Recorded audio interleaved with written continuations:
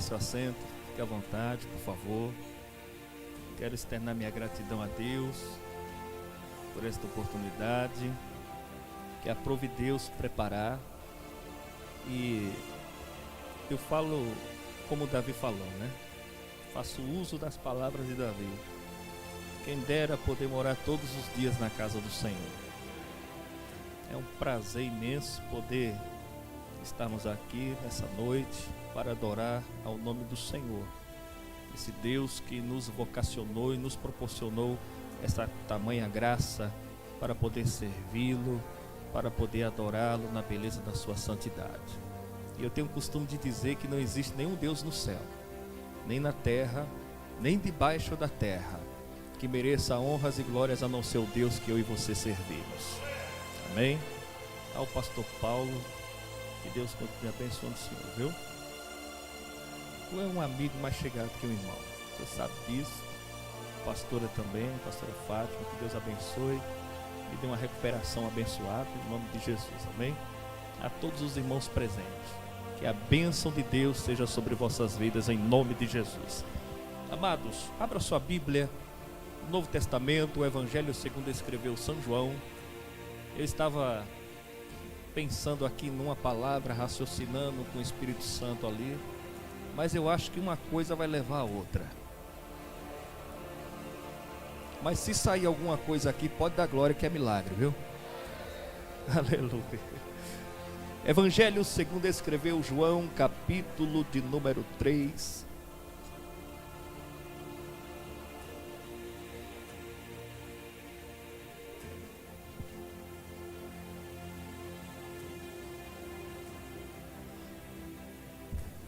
A partir do versículo de número 1, apenas 2 versículos, versículo 1 e o versículo 2, diz assim: havia um fariseu chamado Nicodemos, uma autoridade entre os judeus.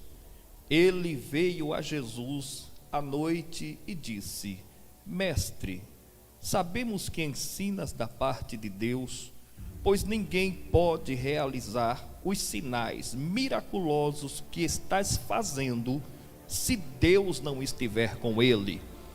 Jesus respondendo disse: em verdade te digo, que ninguém pode ver o reino de Deus se não nascer de novo.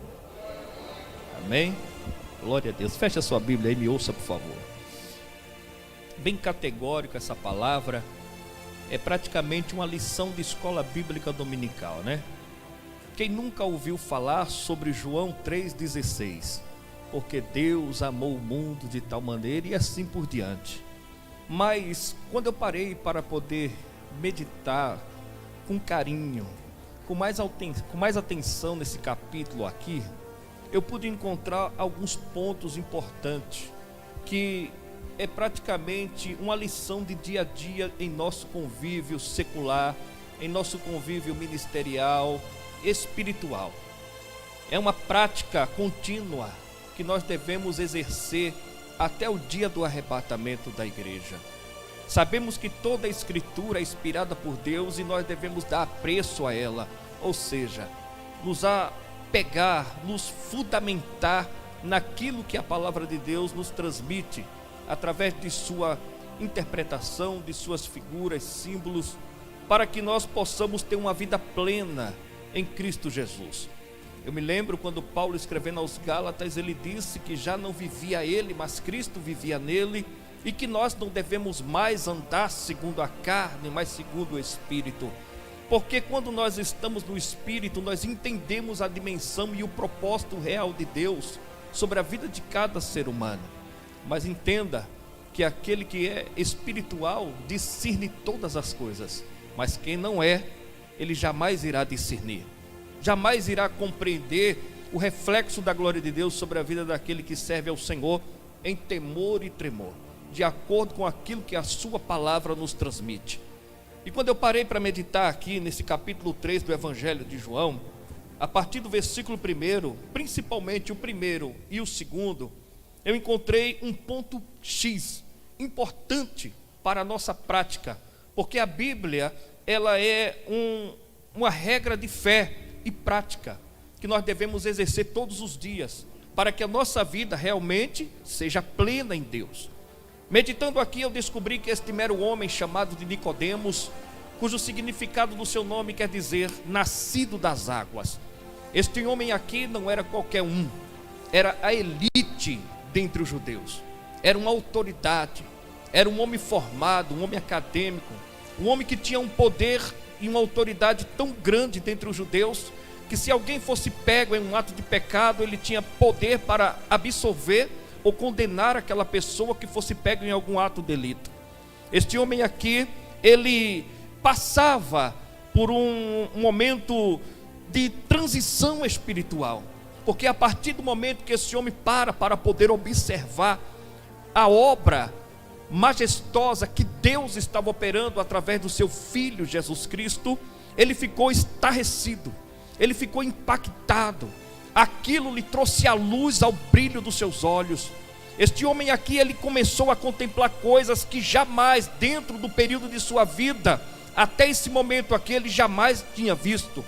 Algo lhe moveu o coração, algo lhe moveu em seu entendimento. É tanto que, segundo alguns estudiosos, eles dizem que Nicodemos, ele se destacou dentre os demais para poder aprofundar os atos de Cristo dentro das profecias dos antigos profetas do Antigo Testamento. Esse homem aqui, ele foi à letra, ao rascunho, aos pergaminhos, para poder compreender de fato quem era este simples carpinteiro que vinha operando sinais, milagres e maravilhas no meio do povo.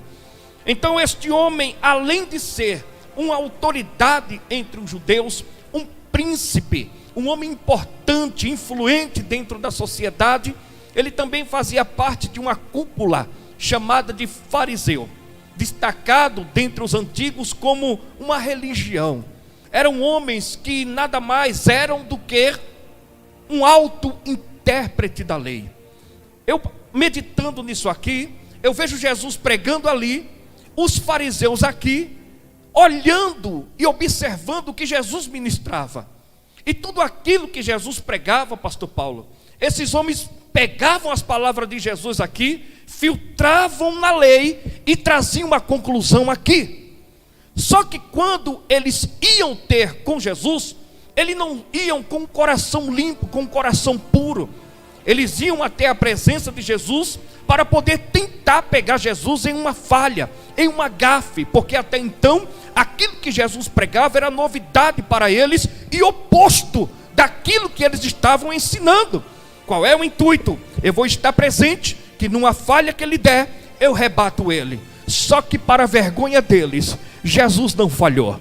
A sociedade corrupta aí fora pode olhar para mim e para algum dos senhores e das senhoras aqui, encontrar falha, encontrar defeito, encontrar erro, mas o Nazareno não. Ele é o pai da sabedoria, ele é o filho da perfeição. Aleluia! E o interessante é que no meio da cúpula dos fariseus está Nicodemos, também tentando entender quem era aquele que pregava com tanta autoridade e intrepidez naquele tempo ali. Os fariseus, quando filtravam as palavras de Cristo dentro da lei, chegavam à sua conclusão, eles iam analisar entre si a sua fala e a conclusão que chegaram. Sabe qual era a conclusão deles? Pergunta para mim, qual? Não tem falha nele. Não tem como pegar ele nas palavras. Articularam contra os príncipes de lá de dentro do templo, os sacerdotes, os sumos sacerdotes. Já que a gente não pegou ele na falha da lei, vamos pegar ele em alguma fala dele, vamos tentar pegar na lei. Trouxeram aquela mulher adúltera, você lembra? João capítulo número 8. Pegaram aquela mulher adúltera ali, lançaram lá, olha, essa mulher aqui foi pega no ato de adultério, o que é que tem que fazer com ela? Segundo a lei de Moisés, nós temos que apedrejar. Se Jesus diz para os homens, para o povo que estava ali condenando aquela mulher, pode matar porque está na lei, ele seria preso por Pôncio Pilatos. Porque quem tinha o poder agora no governo de matar, de absolver, de condenar, era o Império de Roma. Então eles articularam contra Cristo para poder tentar apagar aquilo que ele estava pregando. Só que Jesus, ele é o pai da sabedoria, como fala Salomão aos Provérbios.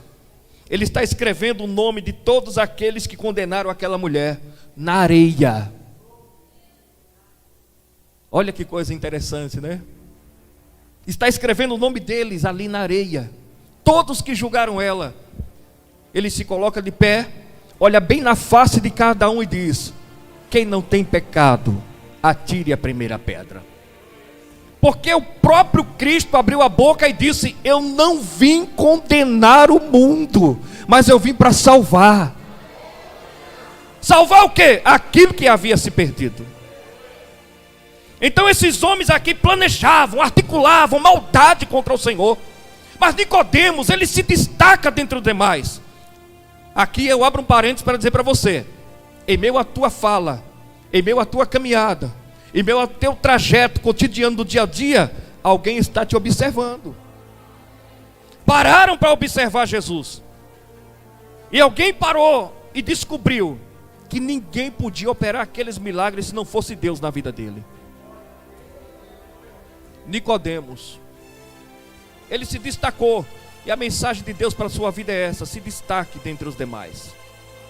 Se destacar é ser diferente e fazer a diferença onde você estiver. E foi isso que aconteceu com Nicodemos. O interesse de Nicodemos era tão profundo dentro do seu coração, de especular a respeito daquilo que ele ministrava, que ele teve uma ideia. Porque se eu for ter um encontro com Jesus durante o dia, a cúpula dos fariseus estão presentes, vão me destituir do cargo, vão me tirar a cadeira do sinédrio, já não serei mais reconhecido como autoridade dentre os judeus. Então eu vou ter um encontro com Jesus no particular. Porque se eu for durante o dia, será inconveniente para mim, como maioral, sair no meio de um monte de doente para poder falar com Jesus. Talvez eu não vou absorver aquilo que ele tenha para passar para mim, ou que eu queira ouvir dele.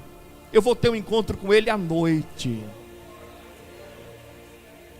Quem aqui nunca parou para ter um particular com alguém? Você preparou aquele momento, porque não teve momento que não era o momento, mas você preparou um momento. Eu tenho que separar um momento aqui para ter um encontro com fulano, com a Beltrana. E você foi lá e teve esse particular. Assim aconteceu com Nicodemos.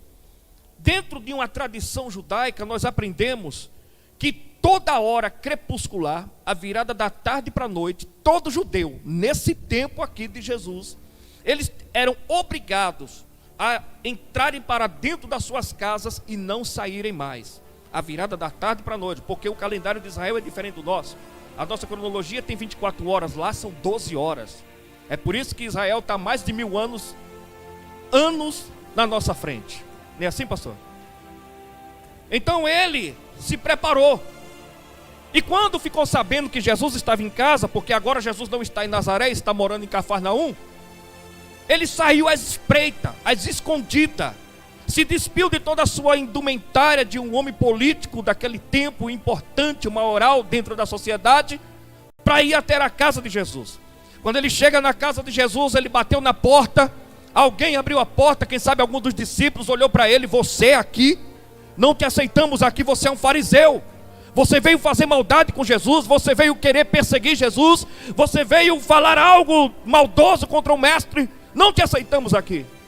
Jesus, sondando o ambiente em toda a sua onisciência, ele dá um grito lá de dentro da casa: Pedro! Pois não, Senhor? Deixa que ele entre. Por que é que Jesus falou para deixar que ele entrar? Pergunta para mim, por quê? Porque Jesus jamais vai lançar fora todo aquele que vem a ele, independente da cor ou da classe social. Vinde a mim todos vós que estáis cansados e oprimidos.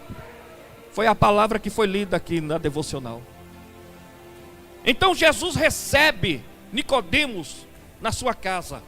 Jesus automaticamente, sabendo que ele era um homem importante da sociedade, se pôs de pé, pescoço duro, cumprimento de punho no punho, olho no olho, e fala: Shalom Baruch Adonai. É o cumprimento judaico. Quando Jesus sauda a Nicodemos e Nicodemos sauda Jesus, eu imagino Jesus olhando para ele e falou: sente-se, fique à vontade, vamos ter um diálogo ali agora. O ambiente está preparado, o cenário é tremendo, Os discípulos estão com os olhos esbugalhados desse tamanho, olhando para ver o que é que Nicodemos foi fazer lá. Mas quando Nicodemos abre a boca, se dirige a Jesus dessa forma: mestre. Ele reconhece que Jesus é um ensinador. Ele reconhece, madaço que me darácia, que Jesus é um professor, ele também é um mestre. E a fala dele continua dizendo: mestre, sabemos que tu ensinas da parte de Deus, porque ninguém pode fazer esses milagres que tu fazes se Deus não for na vida dele. Escute, e eu fui estudar a exegese dessa palavra de Nicodemos direcionada a Jesus, pastor Paulo. E eu estudei a exegese. A exegese é a tradução original do texto. E eu busquei o original. E eu vou trazer para a igreja aqui nessa noite. Jesus estava dizendo para Nicodemos nada mais, nada menos do que: eu só vim aqui na tua casa porque eu vejo que Deus é na tua vida. Não entendeu? Deixa eu descodificar para você entender. Por este tempo, alguém vai te procurar e vai dizer: eu só vim aqui porque eu vejo que Deus é na tua vida. Talvez você tenha passado por um momento de desprezo. Alguém tem olhado para você, não te tem dado nada, não tem te valorizado, não tem dado crédito àquilo que você faz ou àquilo que você deixou de fazer. Tem olhado a tua posição, a tua classe social pela tua cor, e por esse motivo tem te desprezado. Só que o tempo vai passando, amado. O tempo vai passando, e eu não preciso provar nada para ninguém. O próprio Cristo é a minha carta de comprovação. Eles irão trazer todos diante de mim para poder dizer: eu sei que Deus é na tua vida. É isso que ele faz. Então, o diálogo foi maravilhoso. E depois da fala de Nicodemos direcionada a Jesus, eu imagino Jesus dando um sorriso de canto de boca, aquele olho meigo. Pensa na cena. Viaja comigo dentro da casa de Jesus agora. E os discípulos: ó, interessante, né? Pelo menos esse aí viu que Deus é na vida de Jesus. Um zum zum zum em volta de Jesus. Só que agora Jesus vai falar. Aleluia, eu estou sentindo a presença do Espírito Santo aqui. Jesus vai falar: irmão, eu estou falando de intimidade. Eu estou falando de particular. Eu fico olhando a nave da igreja, e como muitas igrejas que nós passamos, e Deus parece que seleciona pessoas para estar no culto. Não é verdade, pastor? E eu sempre falo: irmãos, quando houver poucas pessoas dentro da igreja, aguça a tua audição. Talvez você não saiba o que é essa palavra aguçar. Eu também não sabia. Aperfeiçoa a tua audição. Porque não é no meio de grandes multidões e no meio de muita gente que o Senhor revela seus segredos. Sempre é para a minoria. Na multidão Jesus falou, e a semente caiu entre as pedras. Quando ele terminou o sermão ali do semeador, os discípulos chegou para ele e falou assim: ó, eu não entendi não o que o senhor quis falar não. Ele falou: senta aí que eu vou ensinar para vocês. Não é para a multidão os segredos, é para a minoria. E parece que nesse culto aqui Jesus puxou uma cadeira e falou assim para você: ó, senta aí que eu vou sentar aqui. Tem um particular com você hoje, rapaz. Agora Jesus vai falar. E a fala dele é essa: em verdade te digo. Você já parou para meditar porque aqui 2 vezes Jesus menciona a palavra em verdade? Não? Eu vou te explicar. Eu vou falar do pastor Paulo para alguém. Só que esse alguém precisa dar prova daquilo que eu estou falando dele. Sim ou não? Então o que é que eu vou precisar para provar a minha fala para tal pessoa? De uma testemunha. Sim ou não?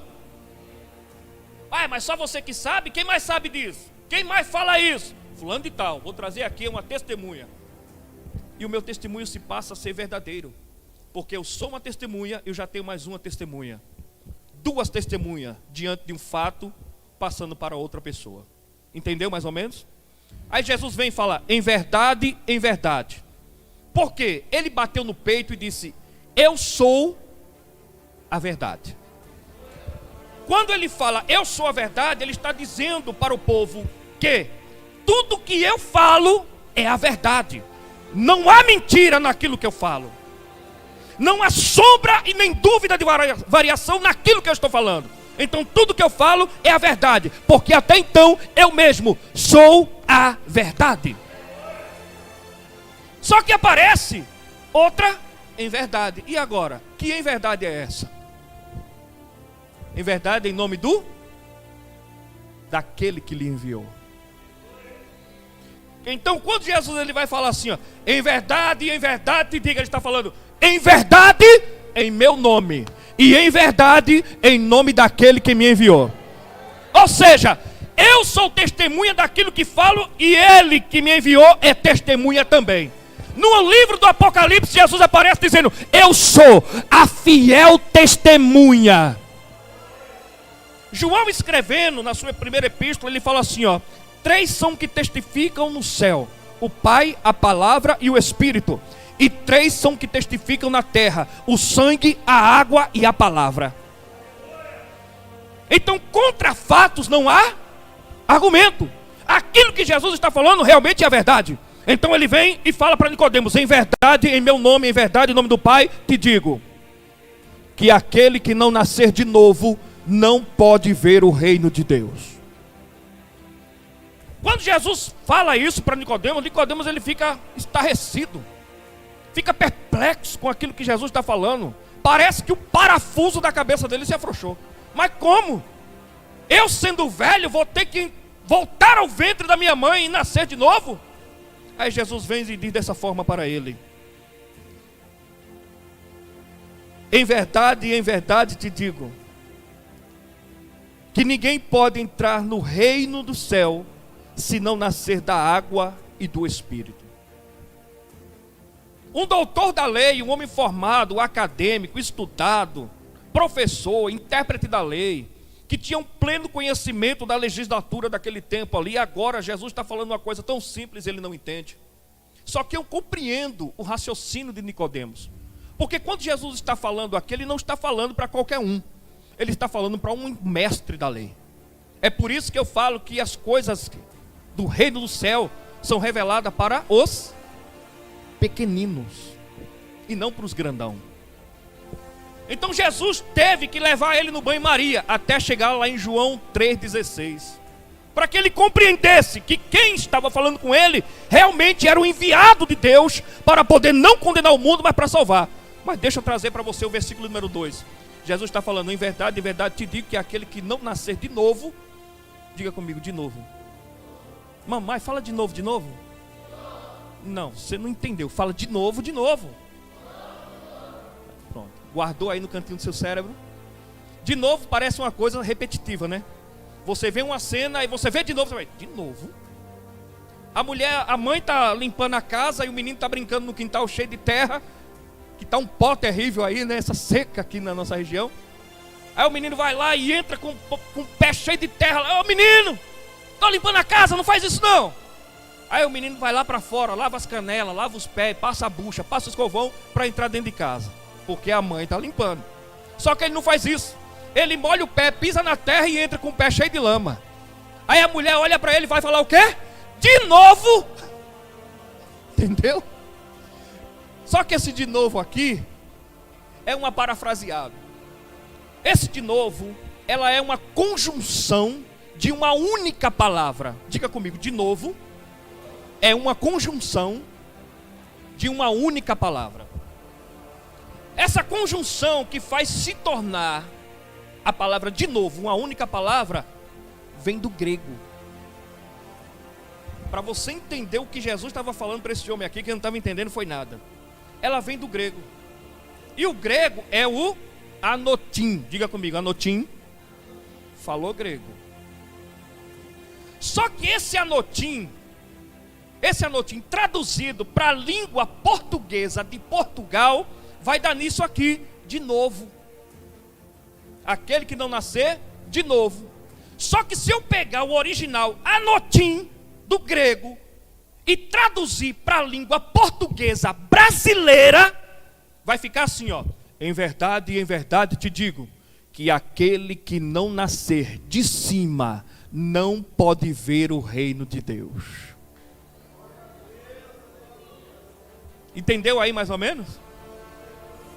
Mas a realidade da palavra é essa, que fala de um novo nascimento. Mas que novo nascimento é esse? É por isso que Jesus diz: aquele que não nascer da água e do Espírito.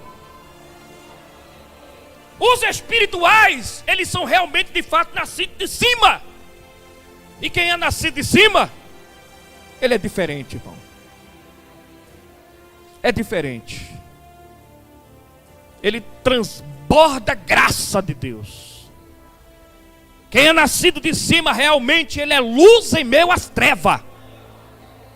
Quem é nascido de cima, aonde não há sabor, ele chega e tempera como sal.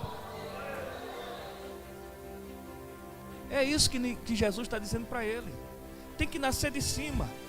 Quando eu falo essa palavra, eu me lembro quando Jesus formou o homem do pó da terra.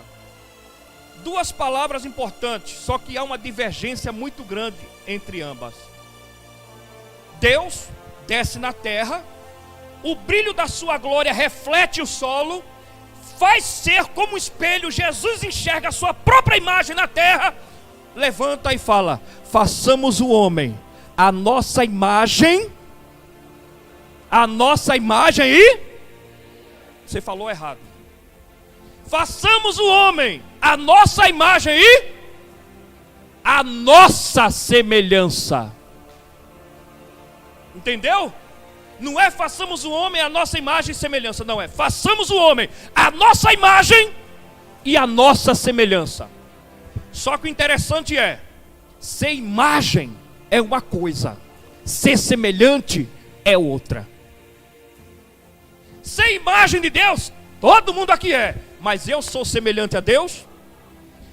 Olha para quem está ao teu lado aí, vê se ele é semelhante a Deus aí, irmão. Eu estou olhando daqui de cima e para baixo, estou vendo que todos são semelhantes a Ele. Porque você já não é nascido daqui de baixo, é nascido de cima. E quem é nascido de cima é semelhante ao Altíssimo.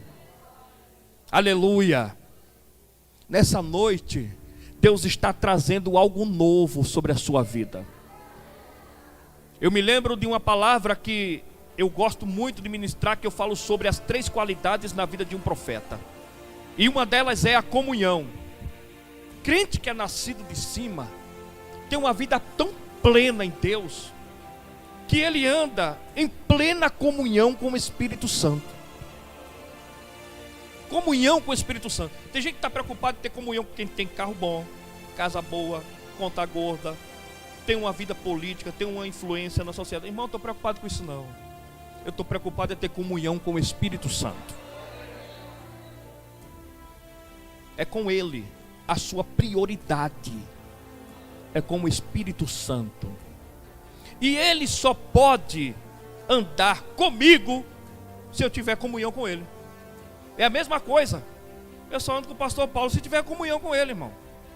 Você só anda com a fulana de tal se você tiver comunhão com ela.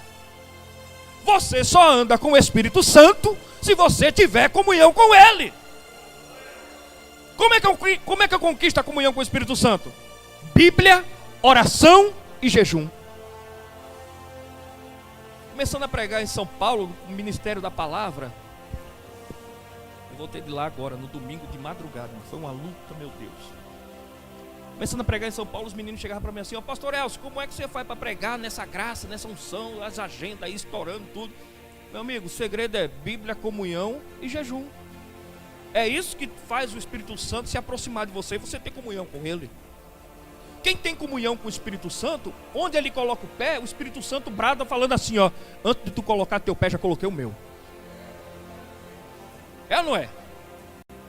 Só que essa comunhão, ela pode graduar. Concorda ou não? Então vamos lá. Ela pode graduar. Nascido de cima, eu tenho comunhão com o Senhor. Amanhã nós podemos ter uma intimidade. Sim ou não? Que se trata de um relacionamento. Ó. Um relacionamento.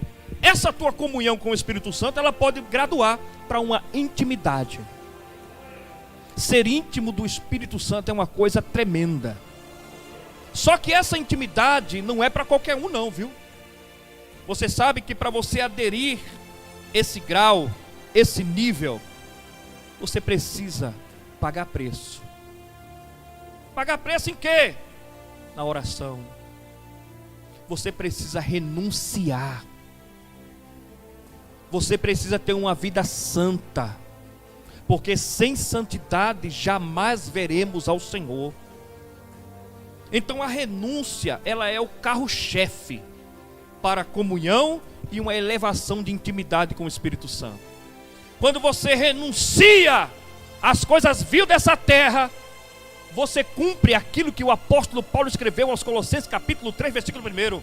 Pois se tu já ressuscitaste com Cristo, ou seja, pois se tu já é nascido de cima, buscai as coisas que são de cima, onde Jesus está sentado à destra de Deus.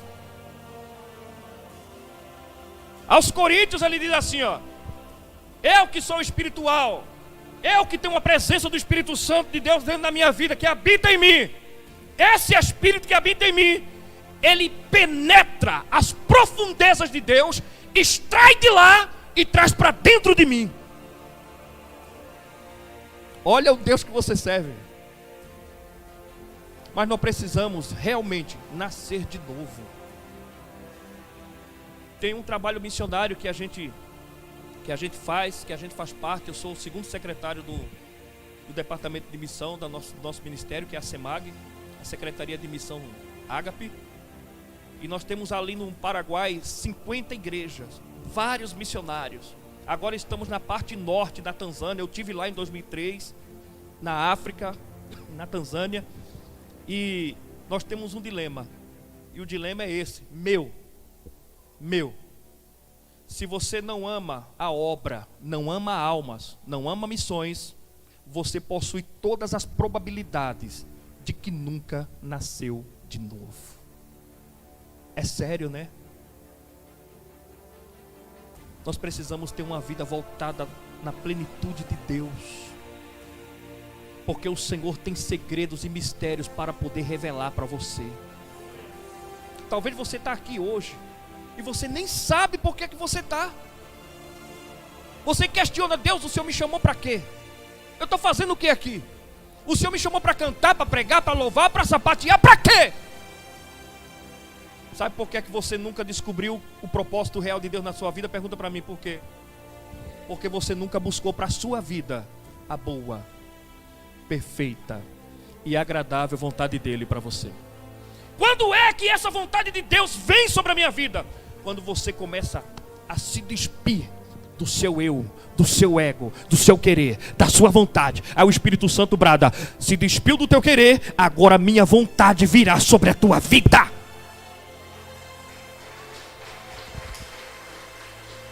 Porque o que tem que prevalecer na vida daquele que é nascido de cima é a vontade de Deus. Mas enquanto você bate seu pé dizendo: quem manda aqui sou eu, quem faz sou eu, quem acontece sou eu, nada dele irá mover a tua vida espiritual, o teu ministério, a tua chamada, nada vai acontecer. Mas quando você se desprende, bate no peito, como falou Isaías, o profeta Isaías: eis-me aqui, envia-me a mim, eu estou na posição de disponibilidade de fazer o teu querer e a tua vontade. Aleluia! Nascer de novo é você estar em comunhão. Quando Jesus fala da água, nascer da água e do Espírito, o batismo nas águas, todo mundo aqui é batizado? Levanta a mão, levanta a mão, levanta a mão. Todo mundo aqui é batizado nas águas? Tem gente que não é. Mas quando você é batizado nas águas, você submergiu, né? Sub para baixo, submergiu. Ali está morrendo o velho homem e a velha mulher, está sendo sepultado em Cristo. Quando você emergiu, nasce uma nova criatura em Cristo. Cristo morreu e você foi sepultado com Ele. E agora você emergiu, ressuscitou em Cristo ressurreto. Escute. Águas, ele é um dos símbolos do reino de Deus. Porque tudo aquilo que a água toca, ela transforma. Não entendeu não? Vou explicar. Vivíamos sujos no pecado, no lamaçal, e a água do Espírito veio e nos limpou e nos lavou. O sacerdote, ele preparava o sacrifício no altar do sacrifício, queimava, cortava, pedaçava tudo, aquele negócio para fazer o sacrifício. E não pense que o sacrifício, tem muita gente que pensa que o sacrifício que o sacerdote fazia era pegar o bicho, matar o bicho, colocar no fogo e queimar. Nada disso, filho. O sacerdote matava o animal, tirava as vísceras, tirava a lã, porque a lã era proveitosa, sim ou não? Tirava o couro, porque o couro era proveitoso, sim ou não? E fatiava os melhores pedaços para o sacrifício. E a gente quer fazer qualquer coisa de qualquer jeito para Jesus, né? O sangue de Jesus tem poder. Batismo nas águas não é nada mais do que um portal que se abriu para você entrar. Está ali, as águas estão ali, o portal está diante de você. Vai quem quer. Quem quer nascer de novo, quem quer ter uma vida com Cristo, quem quer ter uma vida nova na pessoa bendita do Senhor, vai lá, batiza nas águas, o portal se abriu, ele adentrou dentro desse mundo espiritual. Entendeu? Então, a partir daí, é com você permanecer firme e constante na presença do Deus. Posso ouvir um glória a Deus aí? Posso ouvir um aleluia? Então nasça de novo. Busque uma vida nova na pessoa de Cristo. Porque Ele tem um plano de salvação para a tua vida. Ei, individual. E através da tua vida, esse plano se estende para a tua casa.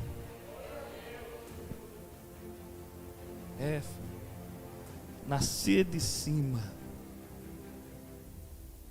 é fazer a diferença onde você chega. Quem entendeu a palavra, diga amém. Vem aqui que eu quero louvar. Se coloque de pé, por favor, em nome de Jesus. Vira para a pessoa que está do seu lado, diga para ele, diga para ela, tem coisa nova chegando aí.